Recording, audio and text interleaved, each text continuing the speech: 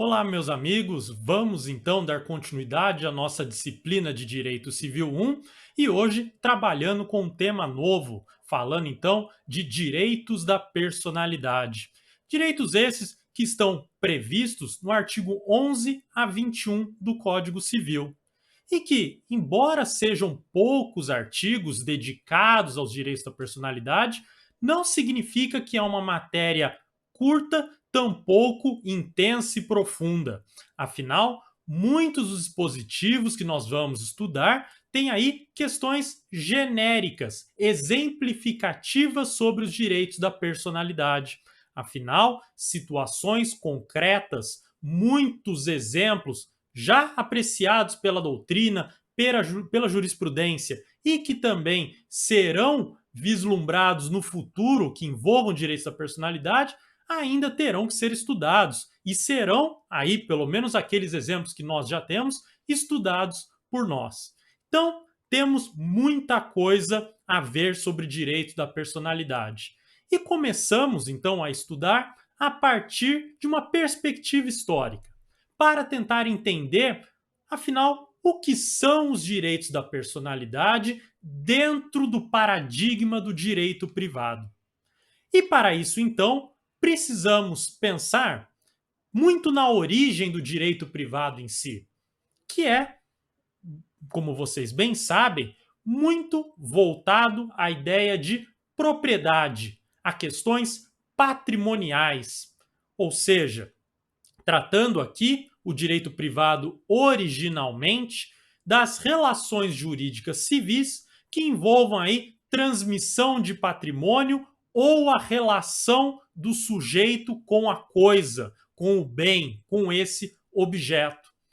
E por isso, há muito tempo, se relegou questões também importantíssimas que deveriam ter maior atenção dentro do direito privado. Questões que são propriamente existenciais. E veja, com o advento do Código Civil de 2002, sobretudo aí em um contexto mundial de nova revalorização dos direitos fundamentais e dos direitos humanos, se pensou também uma tutela desses direitos dentro do contexto do direito privado. Então, se tínhamos antes uma atenção redobrada em questões que envolviam propriedade, agora também temos uma maior atenção e colocando, inclusive, como centro dos estudos, ou então centro das relações jurídicas, sendo um polo, portanto, para pensar nas relações jurídicas, nós temos o próprio ser humano, o próprio sujeito de direito, que terá aí sua tutela tanto nos seus direitos existenciais como nos seus direitos patrimoniais. Veja que nós já estudamos brevemente algumas questões existenciais importantes aqui. Falamos do início da personalidade jurídica, da proteção dos direitos do nascituro, falamos aqui também da tutela do próprio patrimônio daquele que é ausente, mas ainda assim se preocupando com questões existenciais, como uma relação de filiação, uma questão de relação própria de parentesco entre as pessoas, que acaba sendo impactado pela ausência dessa pessoa, a ideia da morte dela em si, enfim, diversas questões que já perpassaram um pouco sobre essa questão existencial, mas agora ela sendo o foco do nosso estudo, tá? E daí então, afinal, o que é direito da personalidade? Porque você pode pensar o seguinte: você pode ter uma proteção ao corpo, à integridade física, a uma reputação, mas ainda assim ter um aspecto econômico nisso. Você pode pensar que uma violação à minha reputação acaba aí dando por efeito a condenação do infrator ou do ofensor a, a um pagamento de uma indenização. Ou seja, teríamos aí um efeito patrimonial em cima de uma violação extrapatrimonial, uma questão existencial. Então, temos aí uma intersecção a esses mundos. Mas o que eu posso dizer exatamente do que são os direitos da personalidade? aí eu tenho variadas definições e conceitos na nossa doutrina. E que podemos, talvez, aí, genericamente fazer um resumo delas, entendendo que quando tratamos de direitos da personalidade, estamos falando aqui de atributos físicos, psíquicos e morais da própria pessoa. Ou seja, estamos tratando aí do corpo, estamos tratando da mente, estamos tratando da questão reputacional dessa pessoa. Mas não só isso, não só a sua questão própria interna, mas também a projeção social desses atributos. Ou seja, também eu protejo aí a imagem, o som, a voz. Eu protejo então o uso indevido aí da minha imagem por outras pessoas. Eu aí protejo a minha honra acerca de violações, acerca aí de então possíveis ofensas que podem ser perpetradas contra mim. Então, direitos da personalidade teriam como o seu enfoque, né, a proteção desses atributos físicos, psíquicos e morais, tanto da própria pessoa quanto a projeção social desses atributos, tá? E aí nós vemos então que há uma certa ampliação daquela ideia de personalidade jurídica que nós já estudamos. Ou seja, não basta uma proteção que me entenda como um sujeito de direito apto a ter respeitado direitos e contrair deveres e obrigações, mas também que essa personalidade jurídica ganha uma dimensão social, uma dimensão coletiva, em que deve ser tutelado não só a pessoa em si, mas como o mundo interage com essa pessoa. Deve ser tutelado todos de maneira igual, pelo simples motivo de serem seres humanos. Pelo simples motivo de essas pessoas terem aí garantidas constitucionalmente e daí se irradiando dentro do direito privado a dignidade da pessoa humana. Então, todos têm direito a uma vida digna, que seus direitos sejam respeitados, que ele possa usufruir livremente, obviamente esse livre visto dentro dos limites da tutela de outros direitos, da sua vida. Então, eu posso usufruir da minha vida, eu posso buscar a minha felicidade e eu posso ter uma vida completamente digna a partir dessa proteção aos direitos da personalidade. E que então a minha personalidade não me dá somente direitos e deveres, mas também amplia a proteção e o senso de coletividade que eu tenho, de convivência entre iguais entre as pessoas do meu meio, tá? Com isso, então, visto essa ideia, nós podemos aí traçar uma primeira questão. Qual que é a diferença entre direitos humanos, direitos fundamentais e direitos da personalidade? Então, precisamos pensar no seguinte ponto. Olha só.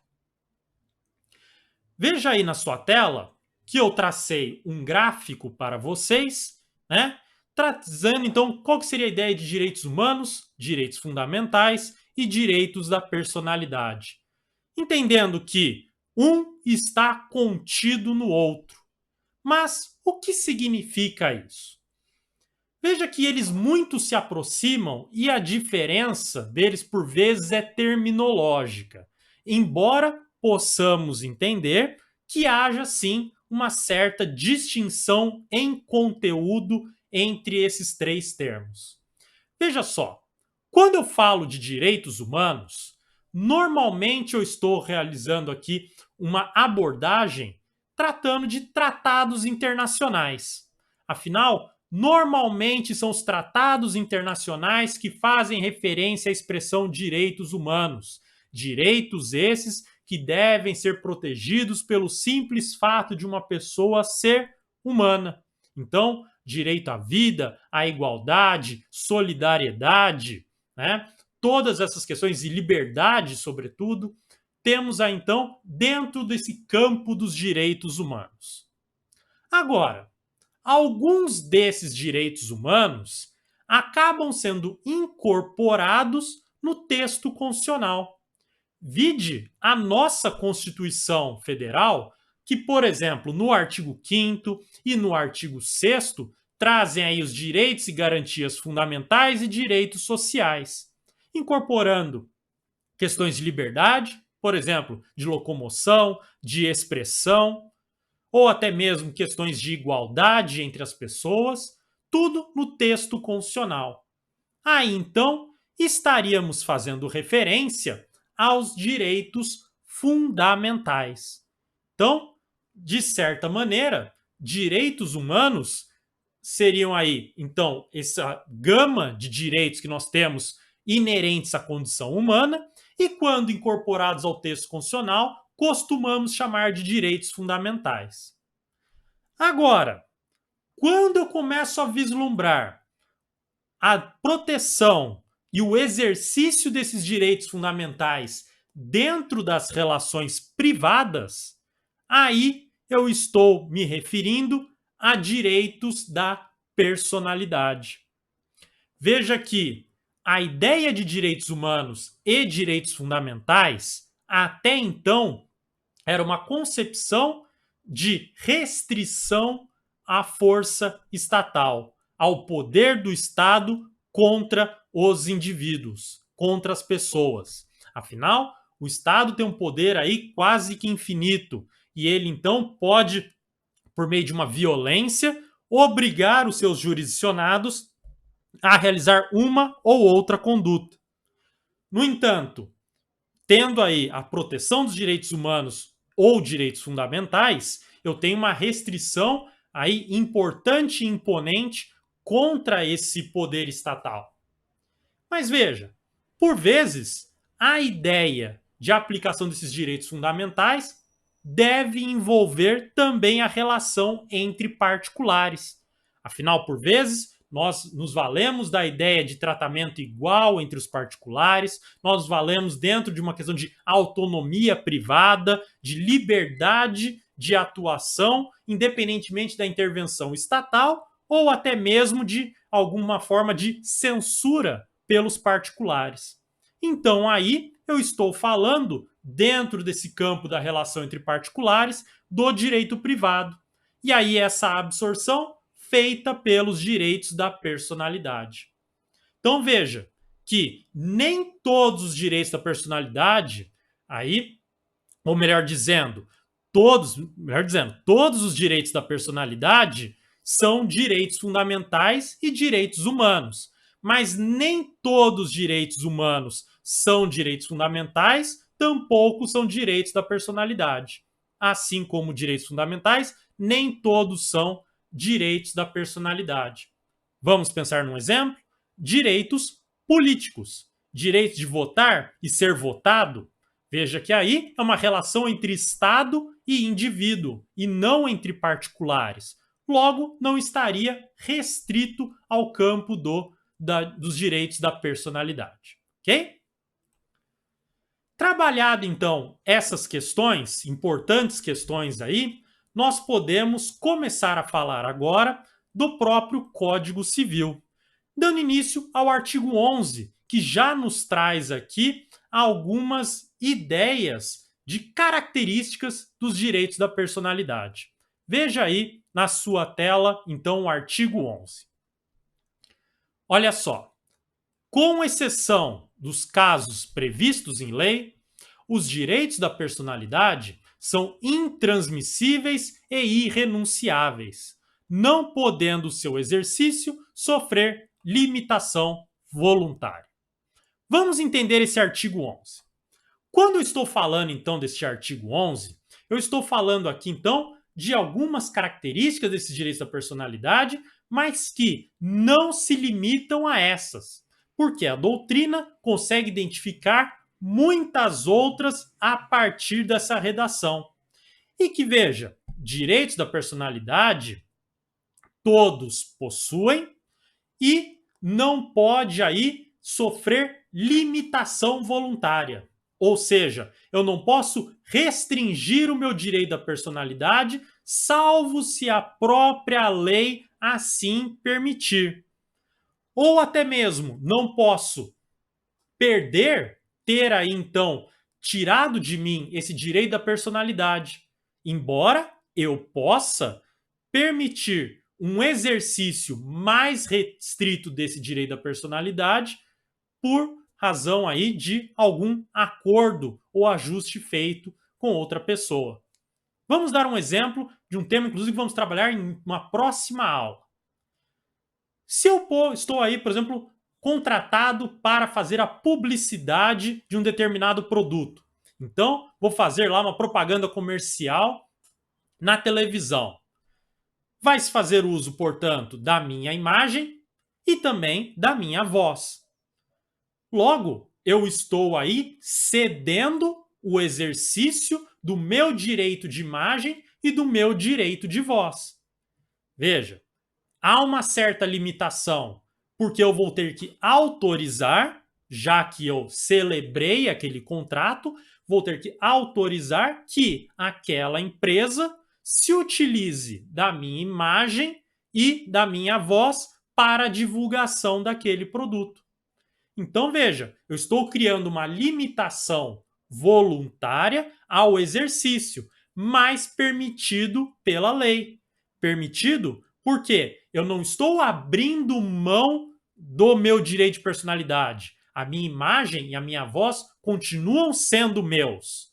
Mas o exercício é que está sofrendo uma relativização. Eu permitindo que terceiros façam uso da minha imagem e voz, tá bom? Então, só para ficar claro que, veja, quando há essa cessão de direitos da personalidade, eu não estou falando de cessão dos direitos em si, mas eu estou falando de uma cessão do exercício dos direitos da personalidade, ok? Com isso, então, dito, podemos pensar aqui agora nas características dos direitos da personalidade. Olhe aí na sua tela. A primeira característica que nós temos aí é que os direitos da personalidade são absolutos, também chamados pela doutrina como oponíveis erga omnes. E o que significa dizer isso? Que os direitos da personalidade podem ser opostos contra todos. Essa é a ideia do erga omnes, contra todos. Ou seja, eu posso exigir o respeito aí dos direitos contra todas as pessoas. Ou seja, a coletividade tem o dever de respeitar esses meus direitos. A seguir, falar que são gerais, ou também chamados de necessários, significa que eles são aí concedidos, né? São outorgados a todas as pessoas em razão do fato de serem seres humanos. Então, aquela ideia que eu falei para vocês, o simples fato de eu ser humano, eu já tenho um direito da personalidade e eu devo aí ser respeitado nesses direitos. Além disso, eles são extrapatrimoniais. O que significa dizer que eles são extrapatrimoniais? Significa dizer que esses direitos eles não têm um conteúdo patrimonial imediato, direto. Veja, na verdade, a lesão a esses direitos é que pode gerar um efeito patrimonial, um efeito econômico. Como eu falei para vocês, se alguém me ofende, lesou meu direito da personalidade, da honra. Mas, para ter aí uma reparação, que seria mais uma compensação dessa lesão, eu vou ter aí um efeito patrimonial. Ou seja, a pessoa terá que me pagar uma indenização, aí em pecúnia, né? Em dinheiro. Além disso, são também indisponíveis. E por que indisponíveis? Porque veja que o indivíduo que é titular daquele direito da personalidade, ele não pode transmitir, ele não pode aí transferir para outrem, não pode transferir para terceiros esse seu direito. Então, não é possível aí que haja um novo titular para o direito da personalidade. Nisso, então, dentro dessa característica de ser indisponível, eu tenho aí a ideia da intransmissibilidade, irrenunciabilidade e impenhorabilidade. O que é intransmissibilidade? A impossibilidade de eu transmitir esse direito.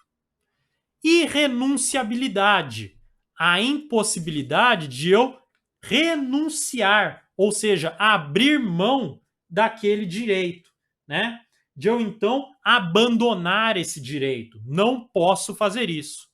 E impenhorabilidade é a impossibilidade de haver aí então a restrição, melhor dizendo, uma constrição a esse direito da personalidade. Melhor explicando, para ficar um pouco mais fácil a ideia da empenhorabilidade. Pensa aqui num processo que você então é condenado a pagar determinada quantia e você não paga voluntariamente. O que o seu credor vai fazer? Vai dar início à fase de execução nesse processo para tentar encontrar algum bem no seu patrimônio que satisfaça essa dívida. Então, ele vai lá procurar, por exemplo, se você tem um veículo, uma casa, se tem aplicações bancárias, uma conta corrente com alguns valores depositados, para poder aí ter o seu crédito satisfeito.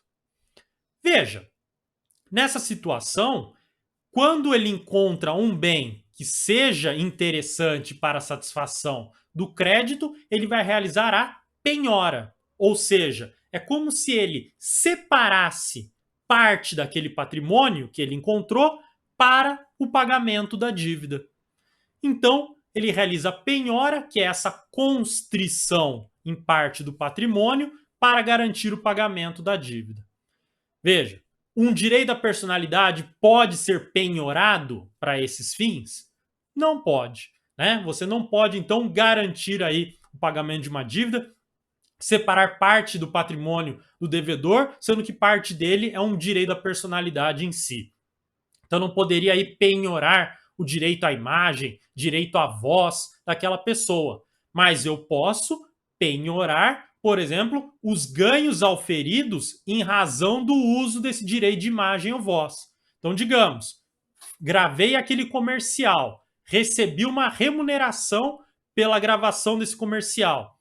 Esse valor talvez possa ser aí penhorado para o pagamento de uma dívida. Bom, além disso, próximas características que nós temos é que também os direitos da personalidade são imprescritíveis. E o que significa dizer que eles são imprescritíveis? Que veja, que não há um prazo para o exercício do direito da personalidade. Ou seja, eu não fazer uso de um direito da personalidade não faz com que ele seja extinto, que ele deixe de existir, que saia da minha titularidade. Muito pelo contrário, ele sempre vai existir. Agora, veja que são diferentes a questão de eu ter o reconhecimento da violação de um direito da personalidade e um direito de ser aí compensado pelo dano ou pelo prejuízo causado a esse exercício de direito da personalidade ou a ele em si. Vamos pensar num exemplo? Imagine que você foi aí ofendido. Você pode propor eternamente, quando você quiser, uma ação pedindo a declaração de que você foi ofendido, de que há o reconhecimento de que houve uma ofensa a um direito seu da personalidade, à sua reputação. Isso você pode pedir a qualquer momento. Agora, Diferente se você quiser uma indenização. Aí a indenização ela possui prazo prescricional. Porque veja, é um efeito econômico do direito da personalidade, um efeito patrimonial. E no nosso caso aqui, você teria o prazo prescricional de 3 anos para propor a ação para pedir a indenização. Então veja, se eu quiser a declaração somente que houve uma ofensa, posso pedir a qualquer momento. Aí, sem efeitos patrimoniais, não há problema algum. Por outro lado, se eu quiser não só esse reconhecimento, como também uma indenização, aí essa indenização está submetida a um prazo prescricional. No nosso exemplo, 3 anos. Bom? E finalmente, como última característica, nós temos que eles são vitalícios. Ou seja, os direitos da personalidade acompanham a pessoa desde o seu nascimento até a sua morte. E convenhamos, né? Na verdade, se formos prestar atenção aos dispositivos legais, a gente tem que os direitos da personalidade já têm efeitos antes do nascimento e após a morte. E por que estou dizendo isso? Porque antes do nascimento, veja que falamos aí dos direitos do nascituro. Já nós temos aí então que a lei, o ordenamento jurídico já traz certas proteções ao nascituro antes mesmo do nascimento, inclusive questões existenciais. Vide que nós vimos que a honra do nascituro pode ser violada. E temos também proteção após a morte. A honra própria aí da imagem, do nome do morto, que nós vamos estudar agora. Vamos só primeiro ver uma questão antes de envolver a questão do morto, ou dessa proteção a ele, mas ver daqueles que estão vivos primeiro, como que se dá essa proteção aos direitos da personalidade. Olha o artigo 12, caput. Artigo 12. Pode-se exigir que cesse a ameaça ou a lesão a direito da personalidade e reclamar perdas e danos sem prejuízo de outras sanções previstas em lei. Olha só que esse artigo 12, ele é bastante amplo para poder atender às diversas possibilidades de violação aos direitos da personalidade. Porque veja, você pode primeiro exigir que cesse a ameaça, ou seja, preventivamente você pode exigir que cesse aí um potencial violação a um direito da personalidade, como a lesão em si, depois de realizada. Então, pode ser de forma preventiva ou repressiva. Aí a possibilidade, então, de tutela do direito da personalidade. E podendo aí reclamar perdas e danos, indenização, além de outras sanções previstas em lei. O que ele quer dizer com isso? Que, por vezes, somente indenização ou a alternativa da indenização não seja suficiente para a tutela do direito da personalidade. Por vezes, é preciso mais que isso. Por exemplo, um texto ofensivo, você pode pedir que seja retirado do ar, por exemplo. Você pode pedir uma retratação da pessoa. Você pode pedir um direito de resposta. Você pode pedir, então, que aquela pessoa deixe de publicar alguma informação que é inverídica sobre você. Você pode pedir, então, que uma determinada imagem seja tirada de circulação. Enfim, você tem aqui diversas possibilidades, a depender do caso concreto, para cessar a ameaça ou a efetiva lesão àquele direito da personalidade. Vai depender da intenção da pessoa em si, da necessidade dela, da tutela jurídica. Bom? Temos agora o parágrafo único que vai falar do morto. Olha aí o parágrafo único. Diz o seguinte: em se tratando de morto, terá legitimação para requerer a medida prevista neste artigo o cônjuge sobrevivente ou qualquer parente em linha reta ou colateral até o quarto grau. Muito cuidado com esse parágrafo único, porque aqui ele está falando, fazendo referência, na verdade, à questão da responsabilidade civil do dano em ricochete ou dano reflexo. O que significa isso? Veja, aqui você não está falando da proteção do morto em si. Até porque, se ele está morto, não mais ele pode exercer a tutela dos seus direitos da personalidade.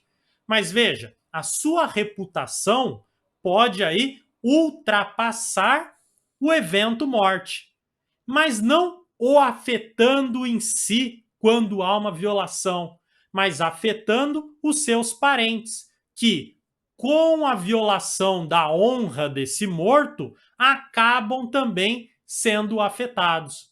Então, vamos dar um exemplo aqui. Imagine que começa a se disseminar a informação falsa de que aquele morto é nazista e que ele, então, defende aí ideias nazistas, ou defendia, melhor dizendo, ideias nazistas. E que isso, então, pode repercutir na esfera da personalidade dos seus parentes, dos seus herdeiros, dos seus sucessores, que vão entender se ele era nazista, pode ser que a sua família comungue das mesmas ideias. Então veja, o que vai ser dito aqui e trabalhado? Essas pessoas irão proteger a sua honra em razão da violação à honra daquele morto. Então veja, o parágrafo único do artigo 12 não está falando da proteção da honra do morto em si, mas é a proteção da honra daqueles que podem requerer a medida de proteção ao direito da sua personalidade. Medidas aí a favor do seu próprio direito à personalidade, que são afetados pela violação do direito à personalidade do morto. Então, veja que no artigo 12, parágrafo único, a ação é proposta em nome próprio. Ou seja, se eu sou, por exemplo, o marido da mulher que foi aí ofendida e ela já é morta, eu entro com a ação em meu próprio nome. Eu, José Eduardo, estou propondo a ação. E daí eu peço a tutela para que cesse a lesão aos direitos da personalidade que são aí que foram violados da minha esposa, porque repercutem na minha própria esfera jurídica. Tá bom? Então, é uma ação em nome próprio e não no que a gente chama de uma legitimação em substituição processual. Não estou substituindo a minha esposa, no exemplo que eu dei, para a tutela, mas estou eu mesmo buscando a tutela para mim mesmo. Porque há, então, repercussões negativas nos meus direitos da personalidade, aquelas ofensas ao direito da personalidade do morto, tá? E veja que o artigo, aí, ele acaba por restringir as pessoas. Ele faz referência ao cônjuge sobrevivente, ou então qualquer parente em linha reta ou colateral até o quarto grau. Alguns doutrinadores, eles vão aqui excluir essa ideia de restrição ao cônjuge sobrevivente e parente em linha reta ou colateral até o quarto grau, admitindo, por exemplo, que um namorado ou namorada ou até um amigo, a depender do caso, poderia ter legitimidade, tá? Para pedir aí as medidas próprias para a proteção dos direitos da personalidade. Mas aqui é uma concepção mais doutrinária e aqui a gente teria que falar muito mais de um pedido de indenização por a violação da sua própria reputação, da sua própria honra, o que é um pouco mais difícil se não tem essa relação de parentesco tão próximo. Mas é a posição de alguns autores. Ficamos aqui, por enquanto, com a ideia do parágrafo único. E o cônjuge sobrevivente, obviamente, podendo estender a ideia para o companheiro, embora não dito aí expressamente no dispositivo legal, mas em razão do que se entende hoje sobre a união estável. E só para entender, quais são aí os parentes em linha reta ou colateral até o quarto grau? Olha aí na sua tela. Fiz aí então esse esquema só para vocês darem uma olhada. Obviamente isso vai ser matéria lá de direito de família, tá? Então bem mais para frente. Mas entendam então que veja, na linha reta nós temos até o quarto grau o trisavô ou a trisavó e o trineto ou trineta, né? E na linha colateral nós temos o neto ou neta do irmão aí, o primo ou a prima e a tia-avó ou tio-avô, tá bom? Então, na linha reta ou colateral, a gente tem essas pessoas aí que se enquadram na possibilidade de requererem as medidas previstas, tá bom? Muito bem, gente. Visto isso, então, podemos partir agora para compreender o artigo 13 do Código Civil. Vamos lá ver a sua redação. O artigo 13 diz o seguinte: que, salvo por exigência médica, é defeso o ato de disposição do próprio corpo, quando importar diminuição permanente da integridade física ou contrariar os bons costumes. E o parágrafo único, falando que o ato previsto neste artigo será admitido para fins de transplante na forma estabelecida em lei especial. Veja só, gente. Aqui então esse artigo 13, ele traz algumas ideias interessantes para trabalharmos primeiro também com a ideia de transplante, como também a possibilidade de disposição do corpo. Veja, primeiro exemplo, eu posso, por exemplo, fazer aí uma cirurgia para a retirada do meu braço, pura e simplesmente, retirada de qualquer parte do corpo? Veja que a regra geral é que não. Eu não posso dispor do meu próprio corpo. Eu não posso voluntariamente permitir aí que querer que faça aí uma medida, por exemplo, cirúrgica para haver essa diminuição, para aí, então reduzir a minha integridade física. E que eu preciso, portanto, né, aí de uma exigência médica para tanto.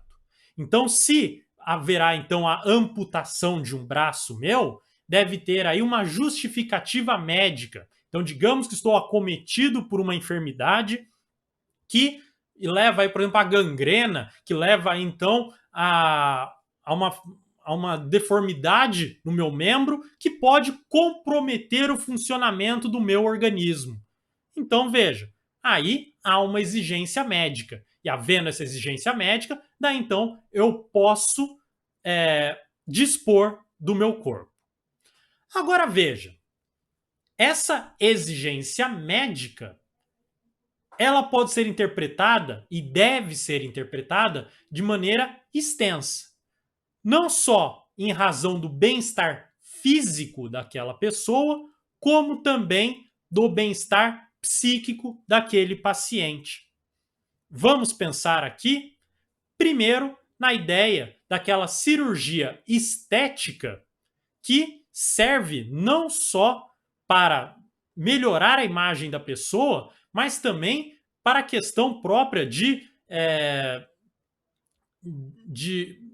proteção à sua a forma como ela se vê no mundo. Então, para aquela própria ideia de amor próprio em si dela, para que ela se sinta confortável com a sua própria imagem.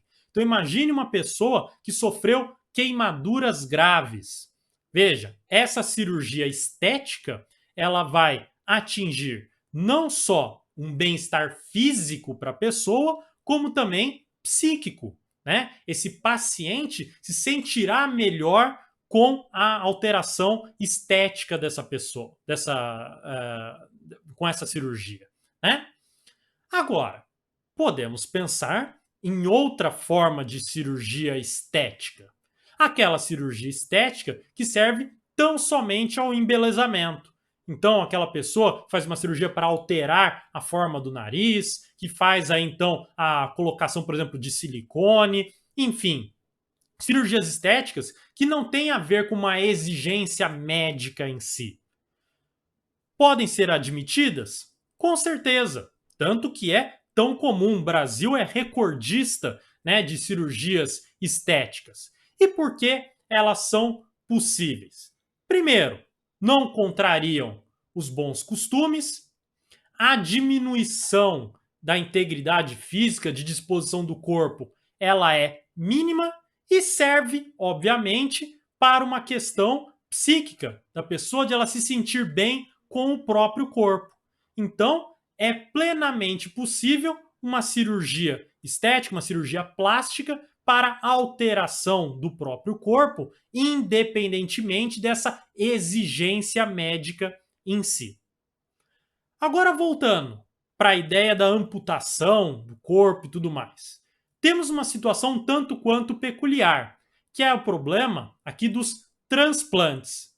E como vimos aí no parágrafo único, a questão do transplante, ela só é admitida, né, na forma estabelecida em lei especial.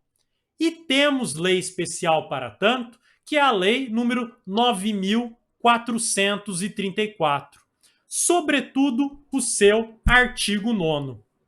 Olha aí na sua tela.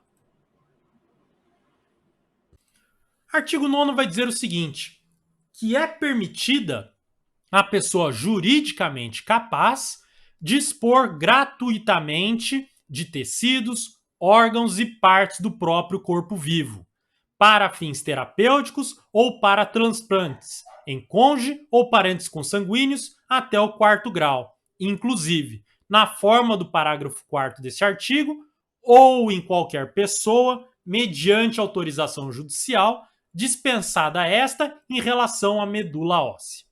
Veja que temos aqui, então, muitas questões importantes. Primeiro, pessoa juridicamente capaz que pode fazer essa disposição nos tecidos, órgãos e partes do próprio corpo vivo. Veja, então se é incapaz, não vai poder. E o incapaz, veja, ele só poderá nessa situação do artigo 5º, remoção pós-mortem de tecidos, órgãos ou partes do corpo de pessoa juridicamente incapaz, tá? E que daí então o responsável legal ou os pais podem fazer essa remoção, tá? Podem aí autorizar, melhor dizendo, essa remoção. Mas veja, sempre depois da morte. Agora, para ter o transplante, pessoa juridicamente capaz. Segundo, gratuitamente.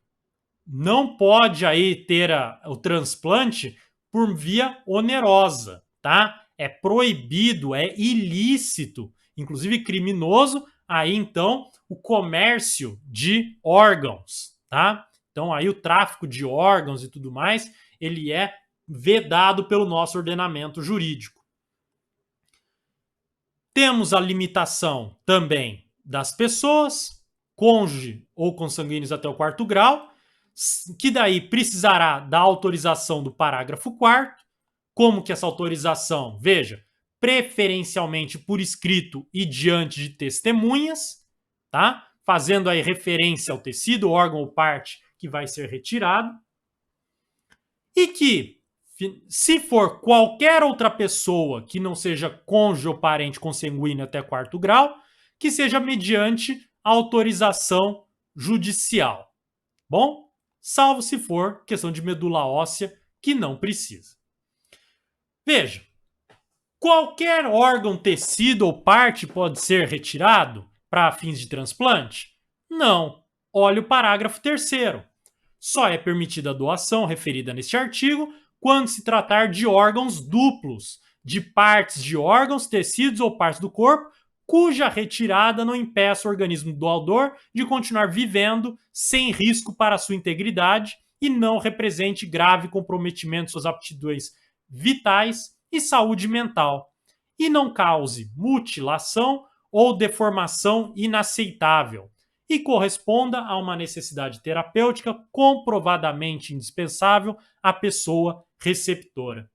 Então, veja aí que tem que ser órgãos duplos ou partes desses órgãos que não vai ter aí problemas para a integridade, para a saúde do doador. Bom?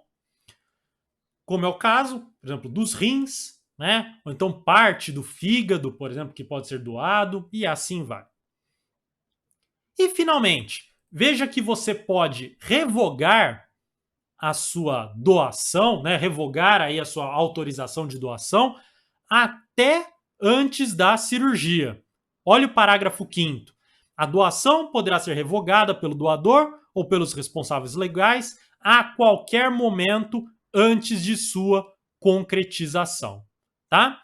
Então, pode estar lá, momentos antes de entrar na mesa de cirurgia, eu posso fazer a revogação e parar todo o procedimento. Bom? Muito bem. Então, veja que para fins de transplante, nós temos aqui um regramento muito claro na Lei 9.434, que tratam aí, então, de como que deve dar esse procedimento e como e quando pode ser feito isso. Agora, temos uma questão interessante. E no caso aí de retirada de órgãos genitais?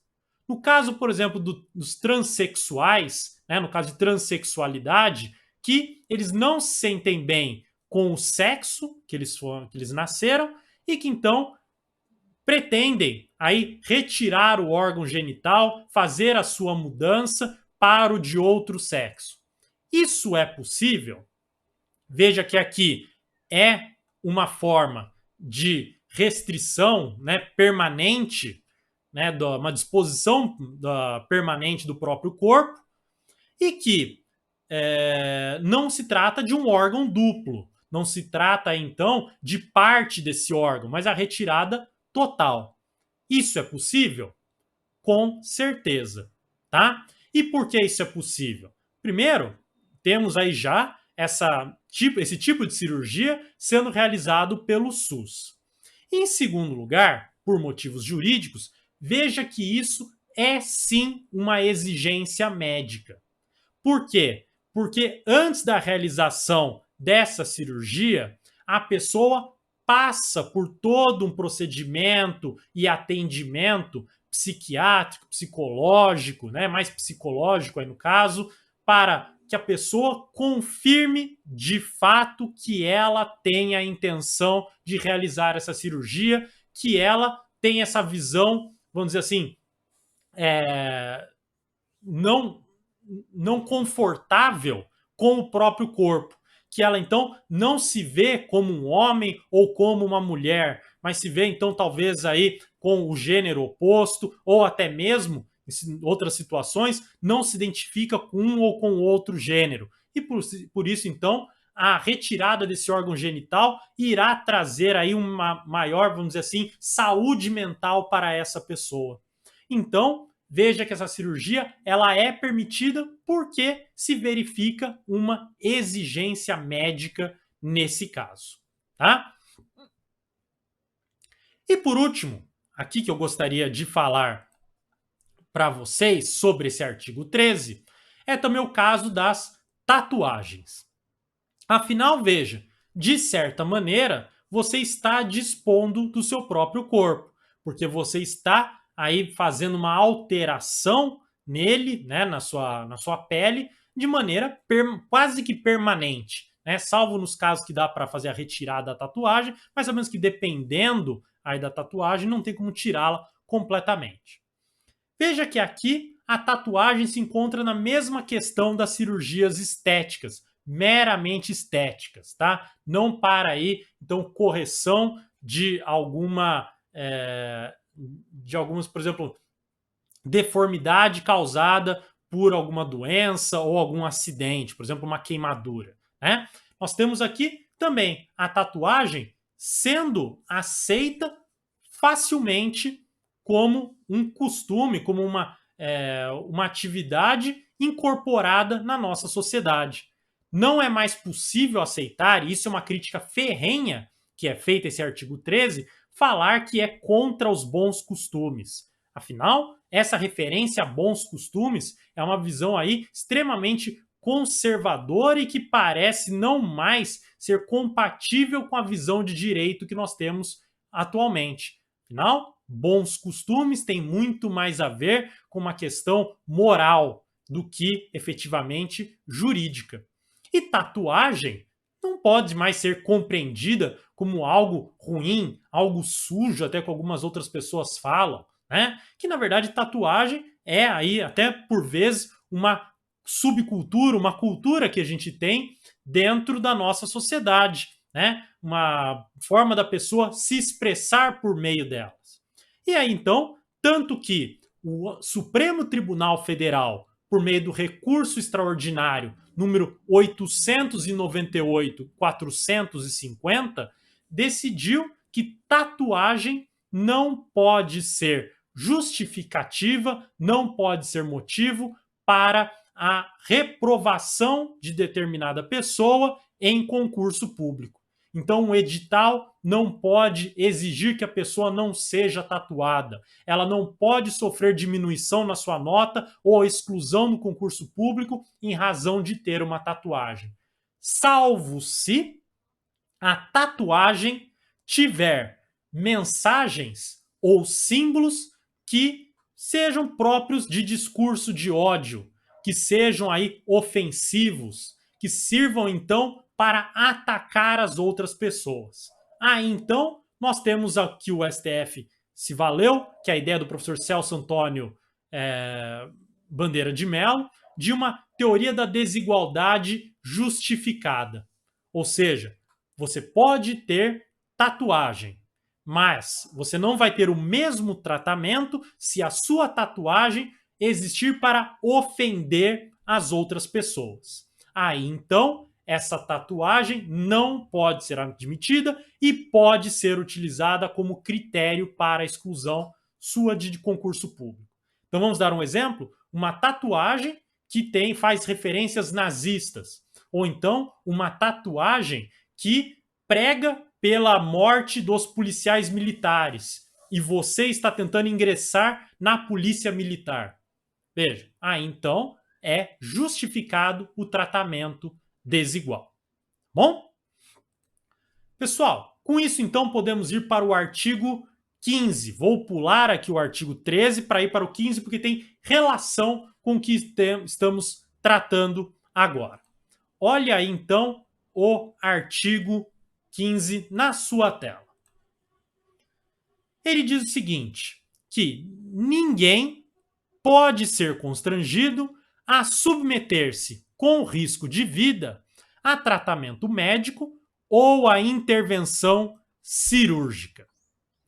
Então aqui temos uma regra um tanto quanto óbvia inicialmente, que eu não posso ser obrigado a ter um tratamento médico ou uma intervenção cirúrgica. Então eu não posso aí ser forçado pelas outras pessoas, tampouco pelo médico, a me submeter a uma cirurgia ou então a um tratamento médico em si, né?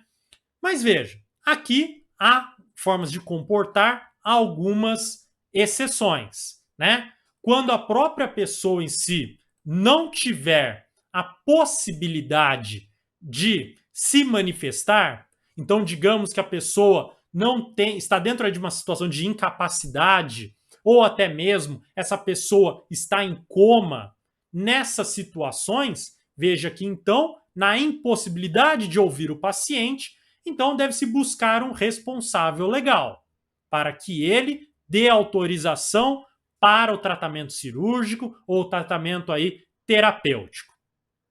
Agora, se estivermos numa situação de urgência médica, de extrema necessidade, que deve ser realizado o procedimento e não dá para esperar um responsável legal se manifestar ou até mesmo o próprio paciente diante da sua situação, aí então não precisa dessa autorização, tá? Então daí veja, eu posso constranger, digamos assim, alguém a se submeter a um tratamento médico ou uma intervenção cirúrgica, em razão do dever médico. O dever médico diz que ele deve tratar a pessoa, aí, independentemente do seu consentimento, nos casos de urgência, tá?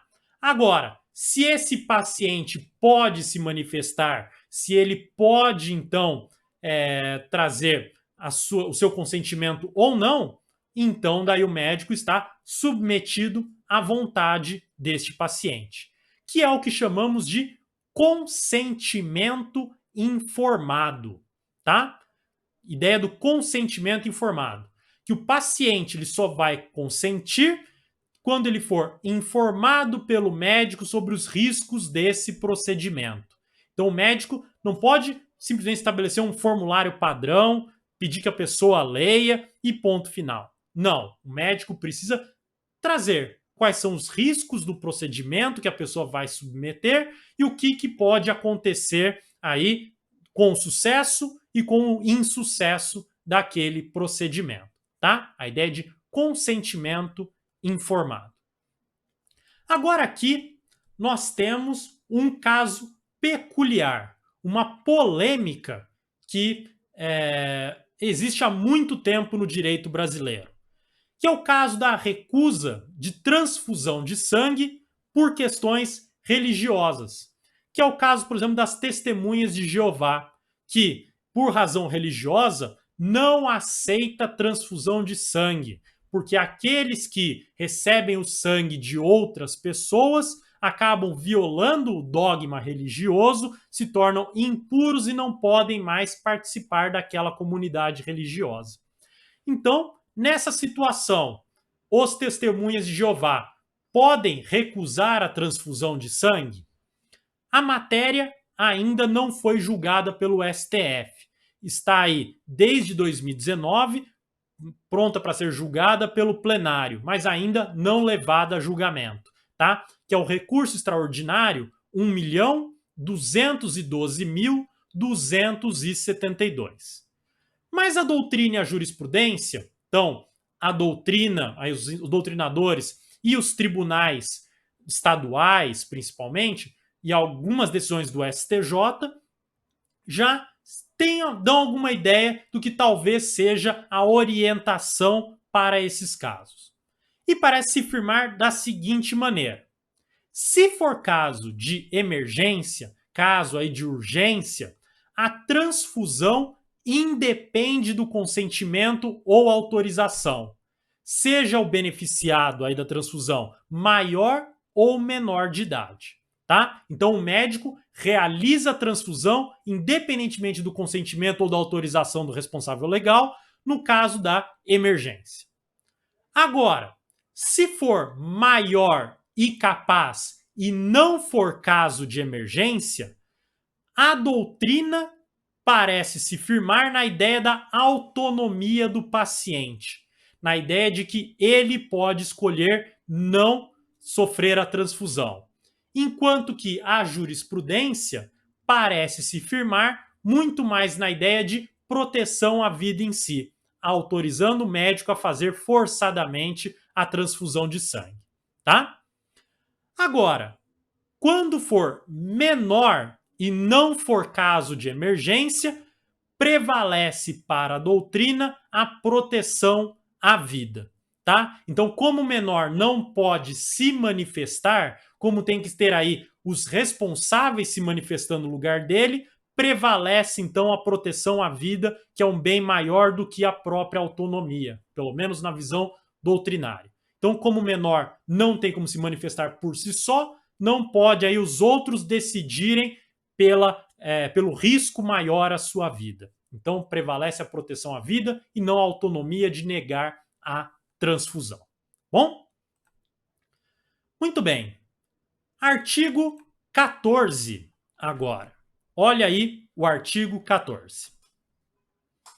Diz o seguinte: é válida, com objetivo científico ou altruístico, a disposição gratuita do próprio corpo, no todo ou em parte, para depois da morte.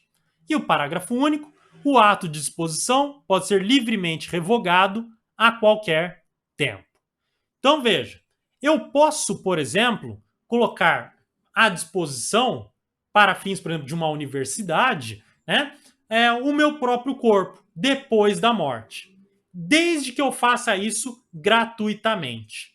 Então veja que eu posso colocar no meu testamento que eu quero que o meu corpo seja entregue para a Faculdade de Medicina da PUC Campinas, por exemplo, e que essa disposição aí, então, para que possa ter aí os estudos, possa então ajudar na formação de novos médicos, enfim, posso fazer isso tranquilamente. Ou até mesmo dispor de forma altruística, né, o meu próprio corpo, para poder aí depois fazer experimentos, transplantes e tudo mais, tá? E aí, então, eu tenho a forma de transplante aqui, pós-mortem, né? Que também vai ser regulamentada pela Lei 9.434, aqui a partir do artigo 3º, tá? E que aí, o artigo 3º da Lei 9.434 vai falar que deve ser atestada a morte encefálica da pessoa para poder fazer a remoção e o transplante, e também aí que precisa necessariamente, conforme o artigo 4º, da autorização dos parentes ou do cônjuge, tá bom? Para realizar aí, então, essa disposição pós-mortem, tá? Então, pós-mortem, não, eu preciso que meus parentes ou cônjuge autorizem a disposição, a retirada desses tecidos, órgãos ou partes, tá? Não basta que eu mesmo autorize isso, precisa que os meus parentes ou cônjuge também autorizem, respeitem a minha vontade de disposição dos meus órgãos, tecidos e partes, tá? Veja, então eu posso, por motivo altruístico, para ajudar as pessoas, para ter a possibilidade do transplante, como também para objetivos científicos, sempre de forma gratuita, afinal, estamos falando aqui de uma situação em que é proibido no nosso ordenamento jurídico o tráfico aí de órgãos. Muito bem. Dentro dessa ideia, veja que esse artigo 14, que eu estava falando para vocês, ele se trata também de uma forma de proteção da dignidade do ser humano após a morte, né? Afinal, eu tenho que ter um cuidado também com o cadáver, um cuidado com ele especial, que veja, se não for feita essa disposição com objetivo científico ou altruístico, eu preciso aí, então, ter o tratamento em conformidade para o seu enterro ou até mesmo as outras formas, aí, para cremação e tudo mais, o corpo dessa pessoa. Não podendo ser aí violado esse cadáver de maneira que possa estragar a sua reputação, né? Então, no caso aí, pode até responder por crime no Código Penal, o crime de vilipêndio de cadáver. Bom, pessoal, esses eram os primeiros temas que eu gostaria de tratar com vocês dos direitos da personalidade, e na nossa próxima aula continuamos a falar de outros, começando aí pelo artigo 16, que vai falar do direito ao nome. Bom, muito obrigado e até a próxima.